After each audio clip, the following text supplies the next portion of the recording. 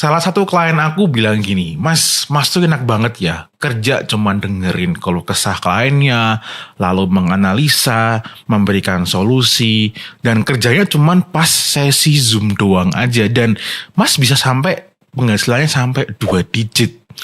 Yes, itu adalah komentar dari salah satu klien aku ketika sesi konsultasi. Nah, buat kalian juga yang kepingin punya profesi seperti Fusik, dan profesi aku tuh cukup aku kerjakan di ruangan ini, di rumah aku. Dan itu berarti aku hemat bensin, gak perlu keluar rumah kesana sini, gak perlu kehujanan, gak perlu kepanasan.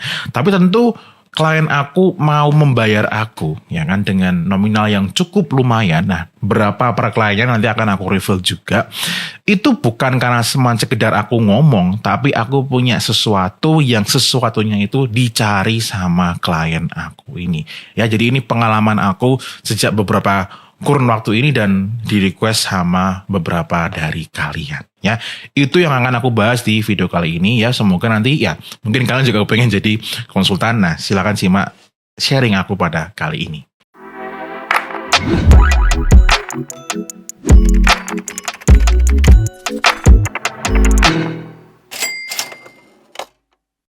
Halo guys, kembali lagi dengan Fusik di seri kerja dari rumah. Karena kalau bisa dapat cuan dari rumah, kenapa harus keluar rumah?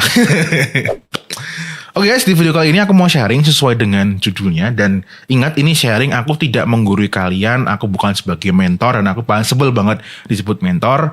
Ya, di sini aku pure berbagi pengalaman dari selama ini ya, aku ngoceh di YouTube, memberikan saran ke klien ya sebagai seorang konsultan Meta Ads. Oke, yang pertama pasti kalian akan punya pertanyaan, yaitu adalah apa sih bedanya jadi digital marketer mungkin kayak punya agensi gitu dengan konsultan seperti yang Mas lakukan. Oke, jadi supaya nggak salah aku di sini baca tablet ya. Jadi guys, pertama, kalau kalian itu bisa bandingkan ya secara kerjanya, yaitu perbandingan yang pertamanya itu adalah kerja per sesi versus kerja by kontrak. Jadi kalau kalian nanti menjadi seorang konsultan digital marketer, kita pakai itu aja ya supaya lingkupnya jauh lebih besar. Itu nanti kalian kerjanya itu per sesi, entah konsultasi kalian itu dibundling per jam, karena biasanya seperti itu per jam rate-nya berapa gitu. Atau seperti Fusik, aku juga punya penawaran, yaitu kalau nanti kalian 4 kali pertemuan, yang mana per pertemuan itu nanti 1,5 jam, itu bayarnya sekian. Ya, jadi nanti kalian kerjanya hanya di sesi tersebut. Misal di pagi ini tadi ada salah satu klien aku dari advertiser sebuah brand, dia konsultasi sudah sampai yang pertemuan ketiga. Nah, tadi dia dari jam 10 sampai jam 11:30. Jadi setelah selesai konsultasi itu ya nggak ada chit-chat di WhatsApp dan sebagainya gitu, nggak ada. Jadi dilayani ketika sesi konsultasi itu aja ya. Nah, beda dengan kalau kalian menjadi seorang digital marketer atau agensi kayak gitu ya. Nah, kalau agensi kalian ya nggak cuman sebatas nge-zoom aja ya. Karena kalau jadi agensi juga ada sesi zoom kayak mungkin presentasi data, ngasih tahu kliennya gini-gini kan gitu. Nah, di luar itu kan kalian juga kerja ya buat di dashboardnya, mungkin mikirin strategi dan yang lainnya gitu ya. Intinya kalian selama kontrak dengan si klien tersebut, misal biasanya ya minimal tuh kayak 3 bulan kayak gitu. Nah, selama itu juga kalian kerja sama si kliennya tersebut ya. Nah, kalian kepengen yang mana ya? Ini terserah, ini preferensi masing-masing dan sesuaikan dengan style diri kalian. Nah, yang berikutnya adalah bedanya sama si jadi digital marketer ala agensi atau konsultan. Kalau kalian itu misal nanti kepengen juga kayak aku jadi konsultan gitu, itu nanti kekurangannya adalah, ya ini kekurangannya karena harus menerima ini, harus nyari klien secara terus menerus. Ya, jadi aku punya ratusan klien itu ya, itu karena aku nyari terus. Nyarinya gimana? Apakah aku mengiklankan? Enggak. Jadi aku bikin konten di YouTube ini, lalu mereka itu secara sukarela ya tanya-tanya dulu, mungkin via DM atau mungkin telepon, lalu baru daftar konsultasi. Jadi nyari di sini bukan semata-mata aku yang nyari, tapi aku juga memberikan media yang dimana nanti klien aku juga ngejudge ya. Itu aku udah pernah ngebahas tentang pentingnya konten ya guys ya. Jadi aku harus nyari terus-menerus. Nah, kalau kalian punya agensi iklan sebagai digital marketer gitu, kalian bantuin suatu brand atau beberapa brand gitu. Nah, itu kelebihannya adalah satu klien itu bisa bertahan seminimalnya sampai 3 bulan gitu. Dan 3 bulan itu berarti kalau per bulan fee-nya sekian, berarti setiap bulan nanti kalian akan dibayar sekian gitu. Apakah nanti di bulan berikutnya kalian bakal bisa sama klien tersebut lagi, ya itu tergantung performanya ataupun cocok atau enggak ya.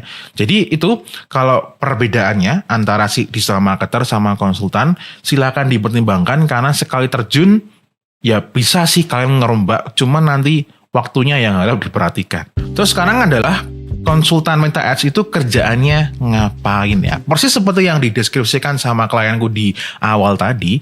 Jadi ketika awal konsultasi itu biasanya aku akan nginterview klien aku, yaitu kayak budgetnya selama ini berapa, udah ngiklan berapa lama, terus margin produknya kayak gimana. Nah, terus selain itu nanti aku juga cek ya kan dashboardnya kayak dashboardnya tuh isinya kayak gimana gitu. Terus juga nanti klien aku biasanya aku suruh ngelis ya, ataupun mereka ucapkan secara lisan, yaitu pertanyaan-pertanyaan selama mereka menjalankan iklannya tersebut. Nah, nanti di sesi konsultasi tersebut tak jawab satu persatu gitu kan. Misal nih ada klien yang mengalami kendala kok penjualannya kurang oke. Nah, itu nanti dicek dulu. Pertama, apakah mungkin ada kendala di teknisnya, ada yang kurang oke ya, walaupun teknisnya nanti tidak menyumbang terlalu besar ya, tapi kalau testingnya salah ya nanti jadi berabe ya. Oke, sorry ngomongin teknis ya.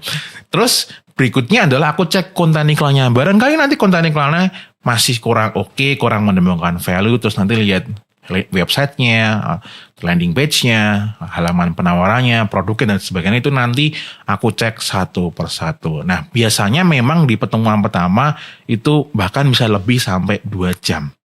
Ya, standarnya 1,5 jam, tapi kalau terlalu pelik bisa sampai 2 jam gitu. Terus nanti pertemuan berikutnya itu ngapain? Jadi pertemuan berikutnya itu nanti aku akan melakukan follow up dari apa yang sudah dilakukan sama klien aku tadi di awal. Misal di awal aku bilang, Mas ini atau Mbak harus dirubah konten iklannya. Mungkin brandingnya harus diperbaiki kayak gitu ya. Nah, nanti di pertemuan berikutnya setelah diperbaiki kayak gimana hasilnya? Apakah sudah bagus atau belum? Atau memang keadaannya itu memang boncos dan gara-gara produk dan sebagainya. Nah gitu. Jadi selama misalnya 4 kali pertemuan kita melakukan tweaking ya, ngulik di luar dashboard tersebut untuk membantu klien aku itu bisa mendapatkan hasil yang lebih baik ya. Berpotensi ya, tidak pasti hasilnya baik juga. Yang berikutnya adalah harus punya helikopter view agar bisa menjadi tempat nyari insight. Jadi selain tadi aku ngebredel gitu ya, tentukan klien aku itu datang ke aku karena sebagai seorang konsultan, karena aku punya banyak klien, aku pernah melihat banyak dashboard dan banyak industri, mereka itu menganggap aku punya yang namanya adalah helicopter view. Nah, maksudnya gimana ini? Aku tahu istilah ini dari Mas Bayu Creatify. Jadi dia bilang kalau jadi konsultan atau orang yang pernah menangani banyak brand itu bisa melihat dari atas. Maksudnya helicopter view itu dari atas. Jadi, oh brand itu ngelakuin itu hasilnya kayak gini. Oh brand ini ngelakuin ini jadi kayak gini. Oh seharusnya kamu lakuin ini karena di brand itu kemungkinan ini dan ini. Nah, jadi kita punya kacamata seperti itu. Ya walaupun nanti faktanya di lapangan tidak pasti ya apa yang dilakukan oleh brand A akan works di kamu. Tapi itu bisa menjadi semacam insight. Kayak kemarin ada klien ya yang baru daftar, klien dari Surabaya ya, dia punya brand fashion yang mereknya cukup terkenal ya. Namanya adalah United Jeans itu. Nah, ketika konsultasi itu kita sudah nggak terlalu ngomongin banyak dashboard ya, walaupun masih ada beberapa yang diomongin, tapi lebih yang diomongin kayak strateginya kayak gimana, Mas punya pengalaman di brand lain kayak gimana dan sebagainya. Seperti itu. Jadi helicopter view ini bagi mereka yang membutuhkan itu mahal dan mereka mau membayar. Oke, nggak sekedar ngomong doang, tapi kalian harus punya kemampuan analisa untuk problem solving ya. Jadi tadi kan kalian punya helicopter view ya. Nah, dengan helicopter view itu diharapkan klien itu juga diberikan fasilitas kalian bisa menyelesaikan problem yang dialaminya. Bahkan kalau kliennya pun tidak melihat. Ingat, dengan kalian punya helikopter view, seharusnya kalian melihat blind spot ya. Blind spot itu bahasa Indonesianya titik yang tidak terlihat misalnya itu ya dari klien-klien. Misal aku punya klien, salah satunya yang pernah aku bahas di YouTube ini, coba nanti carikan videonya yang ini ya. Itu dia sebelumnya nggak mau dan merasa nggak mampu dan merasa juga produknya nggak mungkin untuk dibuat checkout di website ya. Jadi dia ngiklan cuman ke CTWA misalnya kayak gitu. Aku bilang ini mungkin mas ya gitu. Dia nggak percaya. Nah itu kan blind spot dengan akhirnya tak rubah, bukan aku yang rubah ya. Aku arahkan untuk dirubah untuk full checkout di website. Dan juga brandingnya diperbaiki, konten yang lain diperbaiki. Di pertemuan ketiga kalau nggak salah sudah mulai terlihat bahwa ya ada penjualan di website. Nah itu ya, jadi kalian analisanya untuk problem solvingnya itu untuk membantu klien kalian di bagian blind spotnya. Nah ini penting ya. Tentu ketika nanti kalian tuh memulai karir ini menjadi seorang konsultan, pertama kali ya nggak akan setajam itu. Itu nanti juga akan dilatih ya. Semakin jam terbangnya makin tinggi, nanti analisanya juga akan semakin tajam. Nah, makanya guys semakin berpengalaman harganya akan makin naik.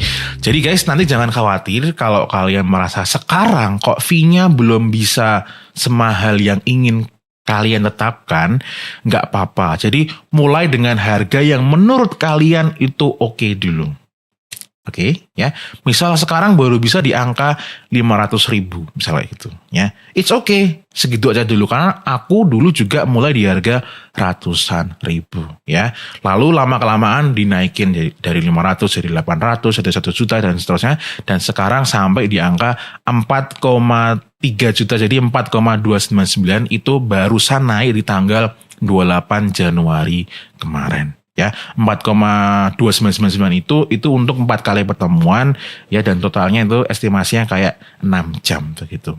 Nah, apakah di luar sana ada yang lebih mahal dari Fusik? Pasti ada ya. Tapi ingat harga itu ngomongnya ya, segaris lurus ya dengan pengalaman kalian dan juga yang menurut audiens itu worth it gitu ya. Bisa aja kamu nge-set kayak 10 juta gitu, tapi kalau menurut audiens itu masih belum oke ya, belum bisa ya. Jadi nggak apa-apa, mulai dulu dari harga yang paling minim gitu kan, lalu sambil naik. Nah terus misal nih, kalau dari penghasilan kalian menjadi seorang konsultan itu kok nggak cukup ya, mungkin tidak menyentuh 2 digit. Nah kalian itu bisa menyediakan source of income yang kedua, yaitu adalah menjual e-course. Ya, dan tentu menjual e-course ini jangan menjadi seorang master ya.